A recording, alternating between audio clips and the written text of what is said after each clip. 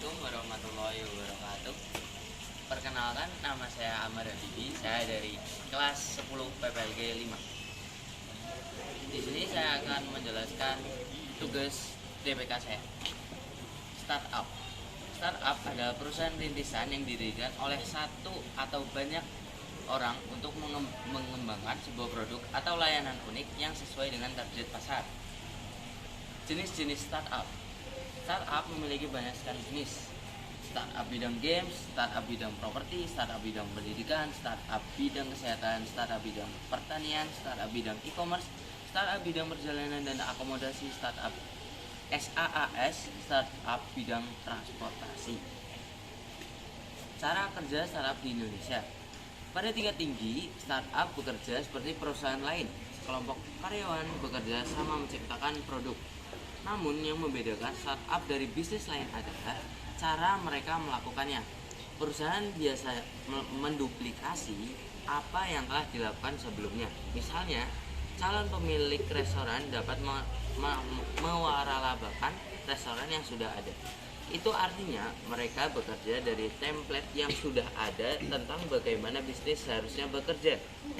Sedangkan startup membuat template yang sama sekali baru. Dalam industri makanan misalnya, Gojek, Grab, hingga Yummy membuat restoran yang hanya melayani pemesanan online atau dikenal dengan cloud chicken. Ada faktor kunci lain yang membedakan startup dengan perusahaan lain, yakni kecepatan dan pertumbuhan. Perusahaan rintisan bertujuan membangun ide dengan sangat cepat. Mereka sering melakukan hal itu melalui proses yang disebut literasi.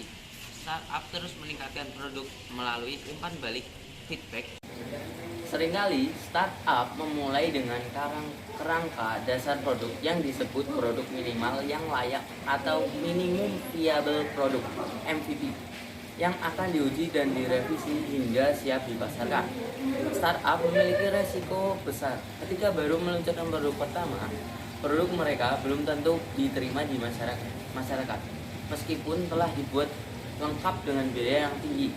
Oleh karena itu, strategi MVP biasa diterapkan oleh mereka. Untuk meningkatkan produk, perusahaan rintisan umumnya memperluas basis pelanggan dengan cepat. Ini membantu mereka membangun pangsa pasar yang semakin besar. Pada akhirnya, langkah itu memungkinkan mereka mengumpulkan lebih banyak uang dari investor. Dana segar ini mereka gunakan untuk mengembangkan produk dan menggait lebih banyak konsumen. Semua pertumbuhan dan inovasi yang cepat itu biasanya secara implisit atau eksplisit untuk mencapai tujuan akhir, yakni pencatatan saham perdana alias Initial Public Offering atau IPO. Ketika perusahaan membuka diri untuk investasi publik atau IPO, ini menciptakan peluang bagi investor terdahulu menguangkan dan menuai hasilnya. Konsep ini disebut exit strategi. Bentuk exit strategi juga beragam. Selain IPO, bisa dengan merger atau akuisisi. Sebagai contoh, saya akan mengambil aplikasi Dana. Dana merupakan salah satu dompet digital Indonesia yang banyak digunakan oleh masyarakat Indonesia untuk melakukan transaksi pembayaran. Aplikasi Dana sudah dirilis secara resmi sejak November 2018 dan dikembangkan oleh PT Espai Debit Indonesia Power. Hingga akhir 2019 lalu, Dana telah memiliki kurang lebih 20 juta pengguna dan mendapatkan 1,5 juta per hari. Selain berperan sebagai dompet digital, Dana juga menyediakan berbagai transaksi secara daring, mulai dari pembelian pulsa, pembayaran tagihan internet, dan masih banyak. Pendiri Dana mampu bersaing di tengah ramainya persaingan dompet digital di Indonesia. Sosok di balik kesuksesan berdirinya Dana adalah Vincent Iswara, pria yang merupakan lulusan Waseda University Jepang tersebut sangat menyukai teknologi. Ia melihat adanya sebuah potensi bisnis digital yang sedang bertumbuh di Indonesia. Dari situlah Dana tumbuh dan berkembang dengan mendapatkan sokongan dana dari para investor.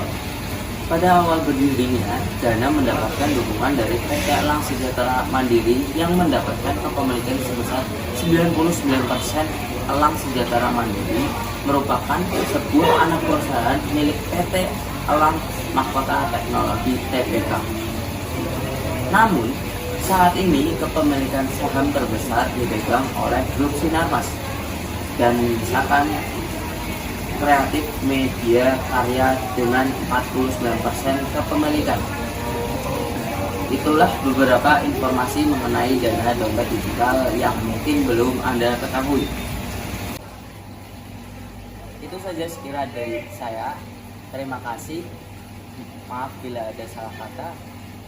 Wassalamualaikum warahmatullahi wabarakatuh.